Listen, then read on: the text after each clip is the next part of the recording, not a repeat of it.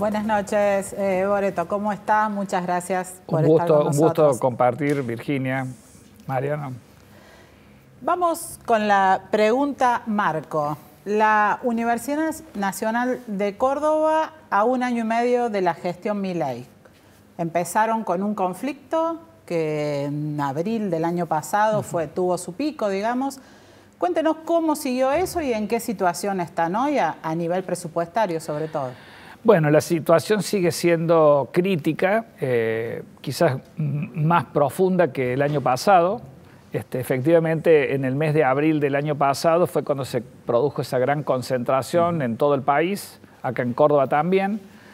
Luego de eso, que ahí el reclamo sobre todo estaba planteado en la actualización de las partidas para gastos de funcionamiento, que venían con más de un año de congelamiento, incluso todo el último año del gobierno anterior.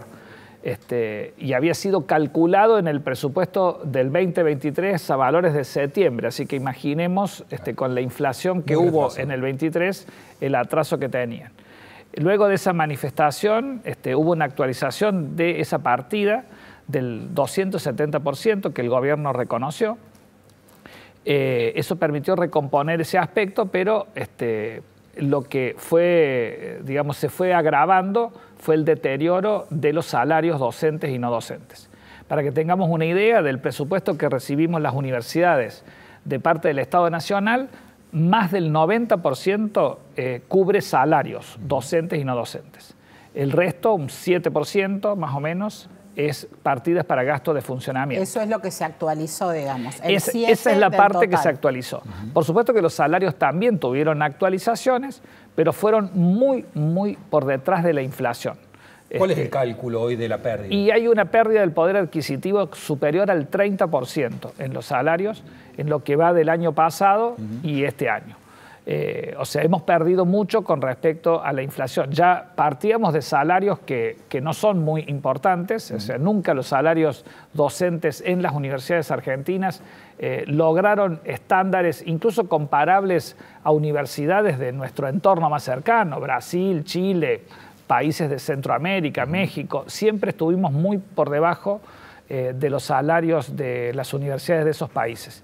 Bueno, ese deterioro salarial es lo que nos preocupa hoy porque la situación se sigue agravando. Si bien el contexto inflacionario está más controlado, los aumentos que el gobierno autoriza en forma unilateral, porque no los acuerda en paritaria, siempre están por debajo del índice inflacionario. Y después vemos conflictos colaterales que también están vinculados a la vida universitaria, como por ejemplo el recorte en el CONICET o lo que está pasando con los hospitales nacionales. ¿Qué hace la universidad frente a eso? Efectivamente, el otro ítem que sufrió recortes importantes es todo lo que tiene que ver con el financiamiento de los proyectos de ciencia y tecnología. Financiamiento que venía mayormente de la Agencia Nacional de Promoción de la Ciencia, Tecnología y la Innovación. En esa área hubo recortes muy significativos, afectó a CONICET y afectó también a las universidades. Por ejemplo, en nuestra universidad nosotros hemos afectado una partida especial que el año pasado fue de 100 millones y este año hemos afectado 200 millones de pesos de nuestros recursos para garantizar la continuidad del funcionamiento de ciertas áreas experimentales que no pueden discontinuar su trabajo. Equipos que llevan adelante procesos de investigación de muchos años que requieren la compra de insumos, los bioterios, bueno, áreas experimentales en general. Hemos definido un programa de emergencia para atender a la continuidad de esos laboratorios. O sea que hay partes de la universidad que están de algún modo subsidiando a otros programas por el recorte nacional. A su vez, exactamente, nosotros hemos tenido que hacer un reordenamiento de nuestras partidas, aplicar, por supuesto, recursos propios. Las universidades también generan por la administración financiera, por el cobro de tasas, por asistencia técnica, recursos propios que hemos tenido que afectar para atender ciertas necesidades. como también hemos tenido que establecer ciertas prioridades como tiene que ver con el funcionamiento de la facultad, de las actividades esenciales. Todos los programas de apoyo y beca para estudiantes, toda la actividad de ciencia nosotros la hemos puesto como prioridad porque creemos que esa es una de las contribuciones centrales que hacen las universidades públicas, o sea que ahí hemos tratado de mantener el presupuesto, por eso hemos definido este fondo de emergencia, pero por supuesto otras áreas han seguido, nosotros hemos trabajado con la premisa de que todas las actividades continúen desarrollándose, pero muchas veces hemos mantenido el presupuesto que teníamos en el año, por ejemplo, el año pasado, el presupuesto que teníamos en el año 23. Ustedes cuando hacen los planteos como Universidad Nacional de Córdoba o como Consejo Interuniversitario, ¿observan alguna preocupación del Gobierno Nacional por la educación superior? ¿Se llega a discutir en algún momento política universitaria más allá de la motosierra? Bueno, digamos, hay niveles de diálogo con el área de políticas universitarias del gobierno que está en el Ministerio de Capital Humano. Ahí hay una agenda de trabajo, hay diálogo, pero no estamos obteniendo claramente las respuestas en materia presupuestaria. Quizás sea porque la prioridad del gobierno la fija el área económica con respecto a las cuestiones del equilibrio fiscal. Ninguno de los planteos que nosotros hacemos, por supuesto, tiene la irresponsabilidad de plantear algo o una demanda que no reconozca la situación crítica que viven las finanzas públicas. De hecho, el proyecto de financiamiento universitario que hemos impulsado en el Congreso, que es el ámbito que debe asignar las partidas, hace todo un análisis sobre cómo han evolucionado los ingresos públicos y cuáles serían las necesidades de las universidades, y ahí se demuestra que recomponer los salarios docentes y no docentes y recomponer el financiamiento universitario no comprometería el equilibrio fiscal. Es una cuestión de establecer prioridades y nosotros creemos que es fundamental tener previsibilidad en esto. Y digo, ¿por qué nosotros volvemos a insistir con esta ley de financiamiento? Primero, fue vetada, ¿no? Hay que decir, que fue vetada el año pasado. Esta ley es un poco más completa que esa. Se va a empezar a discutir ahora porque llevamos 2 años con presupuesto prorrogado. Además de la situación de discrecionalidad que eso puede implicar, porque digamos en un contexto inflacionario el último presupuesto está a valores de 2023, o sea, depende de las decisiones que el gobierno tome en asignar ciertas partidas.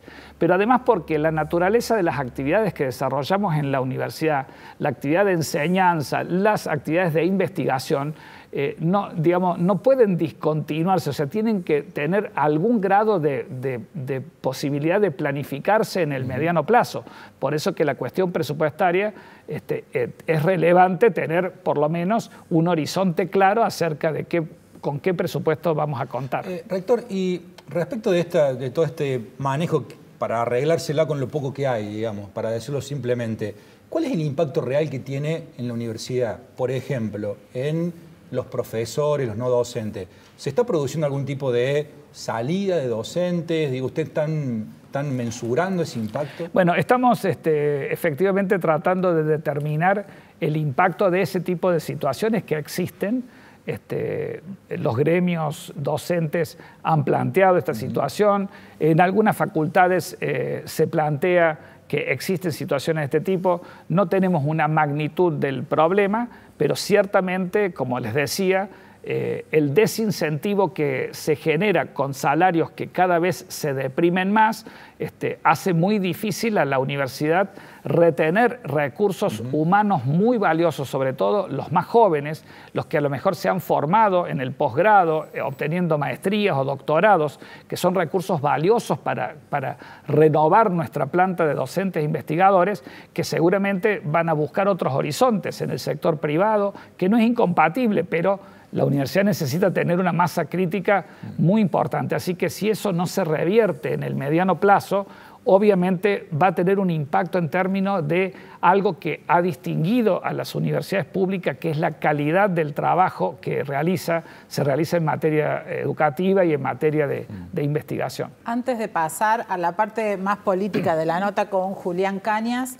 ¿cuánto cobra un profesor titular?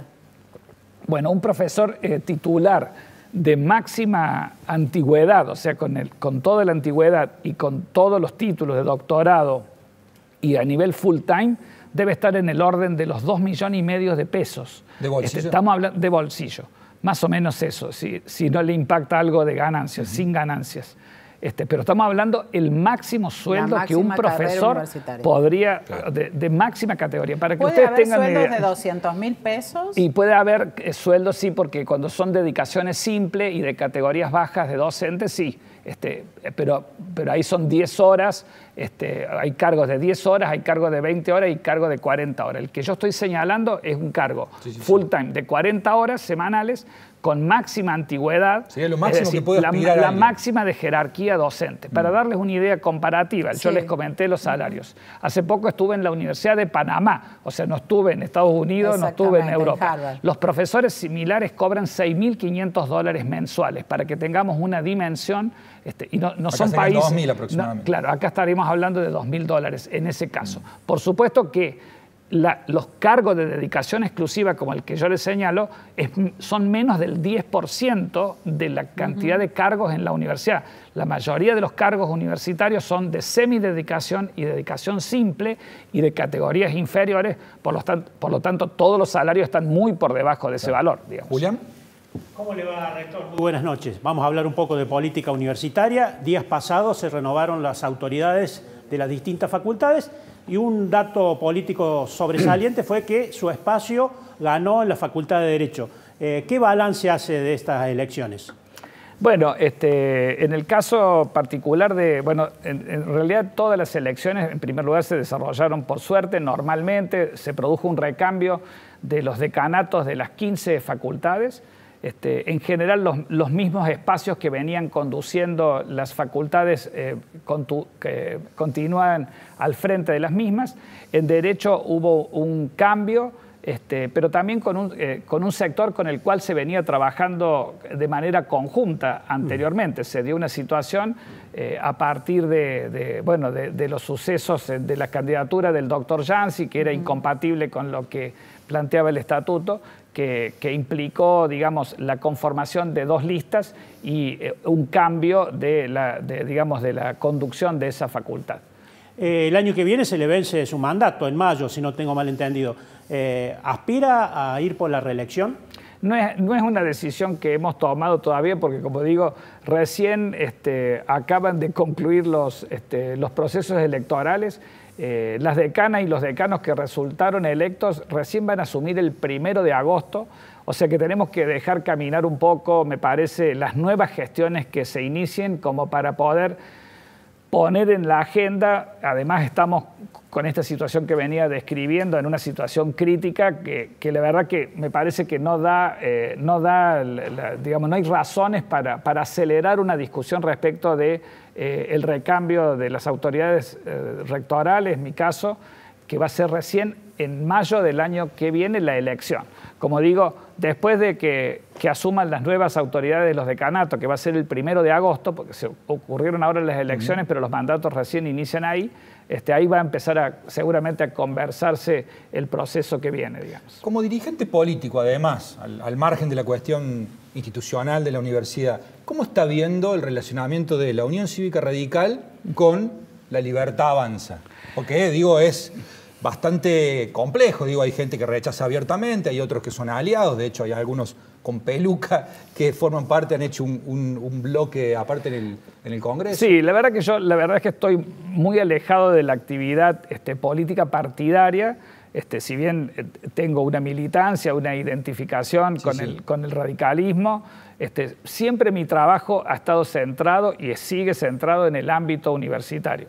Sí te puedo decir que la verdad que no me entusiasma mucho los términos en el que se da el debate político y la discusión política hoy en Argentina, o desde hace tiempo en Argentina.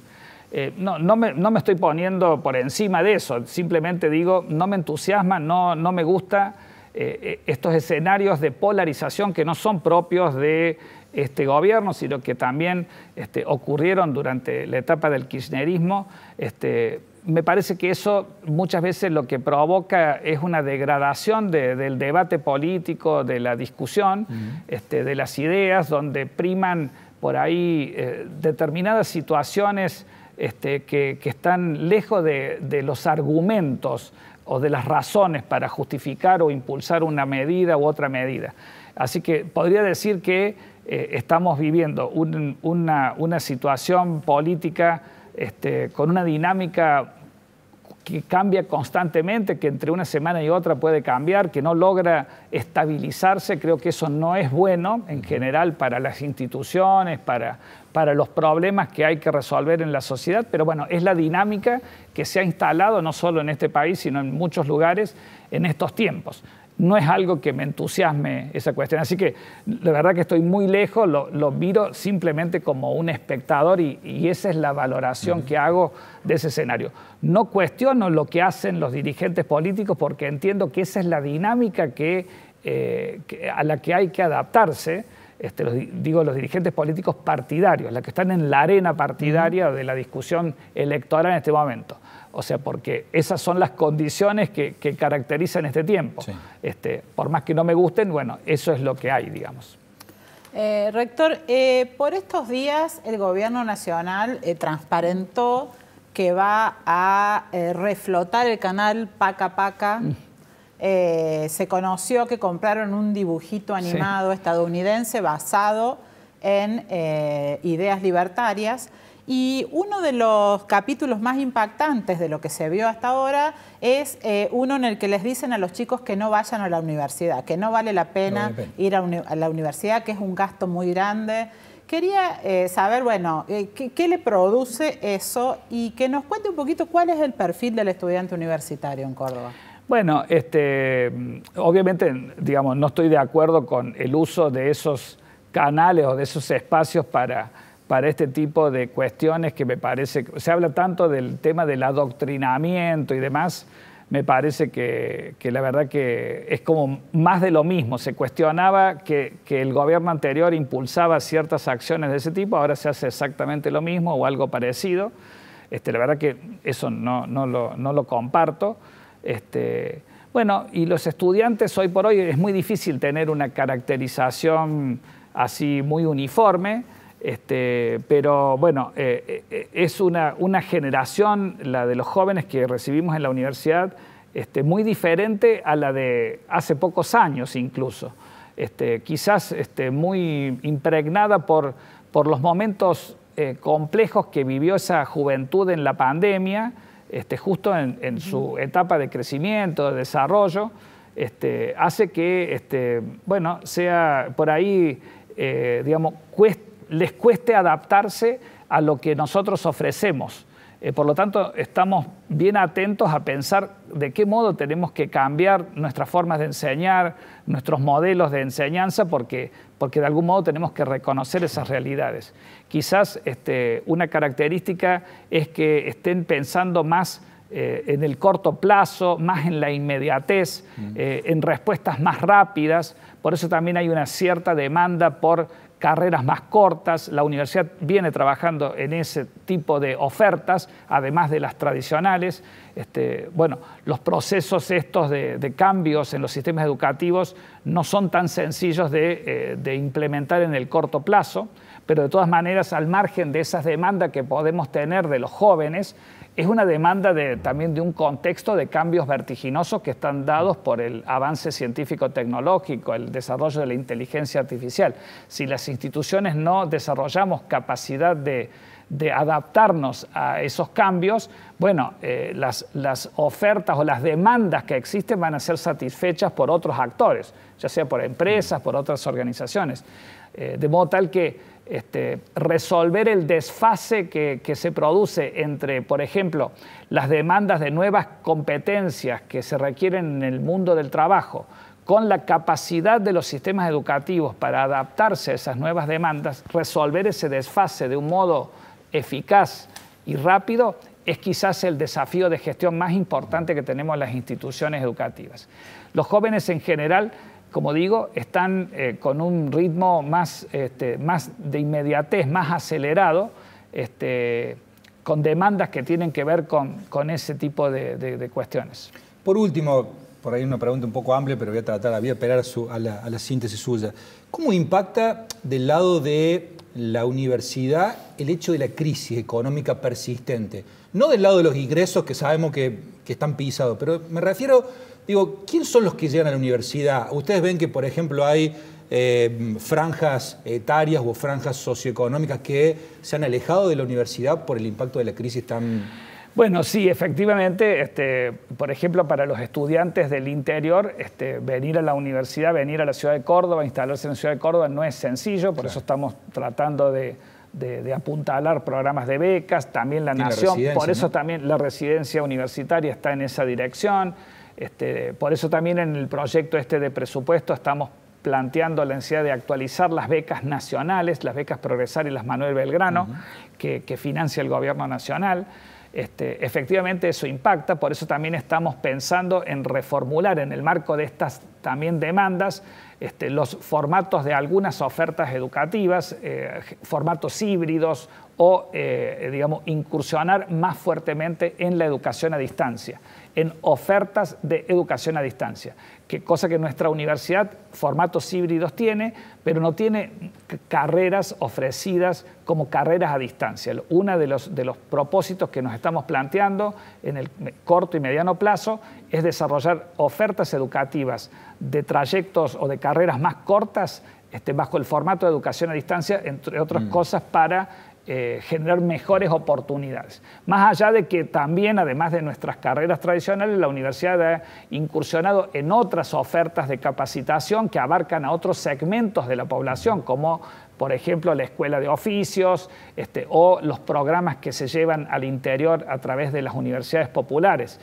que son, bueno, otras ofertas de capacitación que tienen que ver con el mundo universitario, que no son las carreras tradicionales, pero que atienden, bueno, ciertas demandas en estos tiempos de, como digo, de cambios en el mundo del trabajo y demás. Buenas noches, rector. Muchas gracias. Muchas gracias a ustedes. Ha sido un gusto.